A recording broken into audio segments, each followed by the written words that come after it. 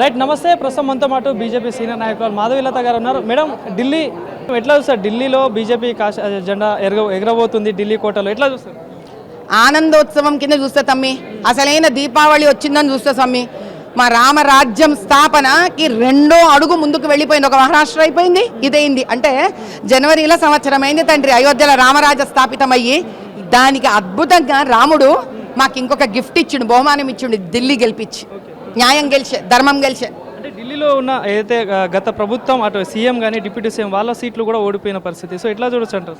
ఎట్లా చూడొచ్చు అంటే, నువ్వు సీఎం పోస్ట్లో ఉన్నా, డిప్యూటీ సీఎం పోస్ట్లో ఉన్నా, ఏంది మళ్ళీ చెప్తా చూడు, నువ్వు సీఎం పోస్ట్లో ఉన్నా, నువ్వు డిప్యూటీ సీఎం పోస్ట్లో ఉన్నా, నీవు రాజ్యం గెలిచినావని నన్ను అనుకున్నా, విధవ పని చేసి, తప్పు పనులు చేసి, అన్యాయం పనులు చేసి, అక్రమాలు చేసి, ఆడోళ్లను కొట్టి, మందుబాటుల మీద డబ్బులు తిని, స్కాములు కొట్టి, అగ్గిపెట్టే ఇంట్లో నుంచి గంత పెద్ద ఇంటికి ప్రజల డబ్బు తీసుకెళ్ళి నువ్వు కట్టి ఇల్లు కడితే ఏదో ఒక రోజున అది సర్వనాశనమై కూలిపోతుంది. దానికి ఢిల్లీయే సమాధానం. అంటే ఇప్పుడు తెలంగాణలో ఉన్న మంత్రులు, సీఎం అందరూ కూడా అక్కడ వెళ్ళి ప్రచారం చేశారు ఢిల్లీలో. సో మరి ఏంది అక్కడ కాంగ్రెస్ పార్టీకి ఒక్క సీటు కూడా రాని పరిస్థితి. సో ఎట్లా ఏం చెప్తారు? అంటే దాని అర్థమైంది తెలుసా? ఇక్కడ గూబ గొయ్యని కొడితే ఆడదాకా వినిపించింది. అంటే ఏంది, ఇంకా వీళ్ళదేం నడవదు, ఇంకా అయిపోయా. దేవుడు చెప్తుండే వీళ్ళకు, స్వామి మీ క్లోజర్ వచ్చేసా, నీ పరదా మూసేసినావు, నువ్వు ఇంకా ఎక్కడ పోయి పరిగెత్తి పోయినా కూడా నీకు ఇంకా విలువ లేదు. మీ కాంగ్రెస్ వాళ్ళకి ఎక్కడ ఎవడు ఓట్లు వేయరు అని మహారాష్ట్రలో చెప్తే వీళ్ళకి అర్థం కాలే. ఇప్పుడు పూర్తి సున్నా తెచ్చుకుంటే తప్ప వీళ్ళకి తృప్తి రాదు, క్లారిటీ రాదనమాట. ఆ క్లారిటీ అనికి వీళ్ళు ఎంతమంది తిరిగి వచ్చిండ్రో అంత వేస్ట్ అయి రిటర్న్ వచ్చిండ్రు.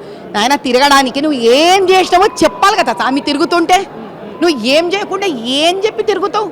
మహారాష్ట్రలో పోయిండ్రు, ఏమన్నారు, సోయాబీన్స్కి నేను తెలంగాణలో 6,000 ఇస్తున్నానని చెప్తావు. అసలు సోయాబీన్ పండుతుందా స్వామిడ?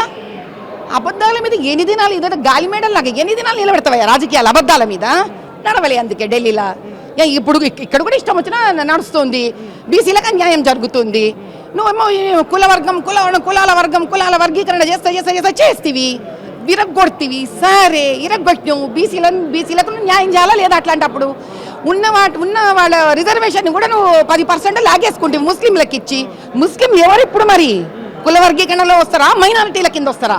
మైనారిటీలు ఇస్తున్నావు వాళ్ళకి, ఈడ ఇస్తున్నావు. అంటే ఏంటి, నీకు ముస్లింలు ఓట్లు ఉంటే సరిపోతుంది. అట్లా ముస్లింకి నువ్వు న్యాయం చేస్తావంటే ఏం చెయ్యవు. ఆ ముస్లింలకు కూడా న్యాయం చేయవు. ఎందుకంటే వాళ్ళకి ఏమో చేసిండు అంటారు. ప్రతిసారి వాళ్ళని కూడా పిచ్చోళ్ళని చేసి ఆటలు ఆడిస్తుంటారు. ఒక దినం ముస్లింలకు కూడా అర్థమైపోతుంది ఈ సంగతి. కానీ వాళ్ళుంటే చాలు నీకు అనుకుంటున్నావు. నీకు హిందువుల ఓట్లు వద్దు, కాంగ్రెస్కి హిందువుల ఓట్లు వద్దు. ఇదే నిర్ణయం మహారాష్ట్రలో తీసుకున్నారు, సున్నా నాశనమై బయటకు వచ్చిండ్రు. మళ్ళీ ఇప్పుడు అదే నిర్ణయం తీసుకున్నారు. బీసీలు అందరూ కలిసి ఈసారి వీళ్ళకి మంచి వాత పెట్టి చూపిస్తారు. అంటే స్థానిక ఎన్నికలు రాబోతున్నాయి, అందుకే ఇదంతా ముందుకు తెస్తున్నారు అనుకోవచ్చా? అంటే తెలంగాణ రాష్ట్రంలో స్థానిక ఎన్నికలు రాబోతున్నాయి కదా, అందుకే ఇదంతా ముందుకు తెస్తున్నారు అనుకోవచ్చు. ఎవరు? మేమా? కాంగ్రెస్ పార్టీ. ఇప్పుడు నీకు అర్థం కాలే నాయన. నువ్వు ఎలక్షన్స్ ఉన్నా ఎలక్షన్స్ లేకపోయినా నీకు వాత పెడితే నీకు తగలదా? ఇప్పుడు 10% తీసుకెళ్ళి ముస్లింలకు నువ్వు రిజర్వేషన్ ఇచ్చేస్తీవి, బీసీల నుంచి పీకి వాళ్ళకి ఇస్తీవి. ఎలక్షన్స్ ఉన్నా నాకు అదే నొప్పి తగులుతుంది, నాకు ఎలక్షన్స్ లేకపోయినా నేను హిందూ బీసీ అయితే నాకు అదే నొప్పి తగులుతుంది. ఎలక్షన్లతో ఏం సంబంధం స్వామి? నువ్వు ఎట్లా ఆలోచిస్తున్నావు ప్రజల కోసం అనేది ముఖ్యం. అర్థమైందా?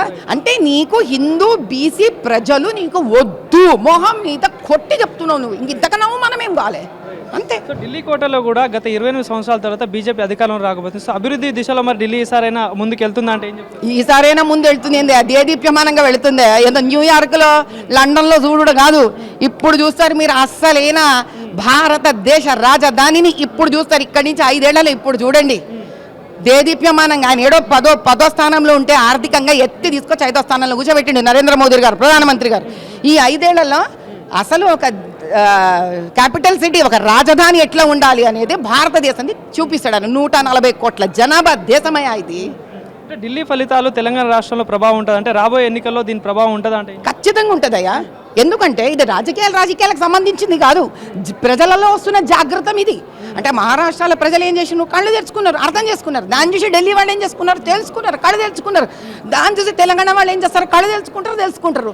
అందులో మన బడ్జెట్ కూడా మంచిగా అందరికీ ఒక రకంగా చాలా లాభమే. చదువుకునే పిల్లలకి, గ్రాడ్యుయేట్స్కి లాభమే, నీకు టీచర్ల కమ్యూనిటీకి లాభమే. ఆ 10% కూడా నీకు ఇన్కమ్ ట్యాక్స్ తగ్గిపోయా. మరి నీకు మరి మనం తిట్టుకున్న వాళ్ళు కూడా ఉండరు మరి ఆర్థిక మంత్రి. కానీ ఎక్కడ తొణకలే వెనకలే ఆమె.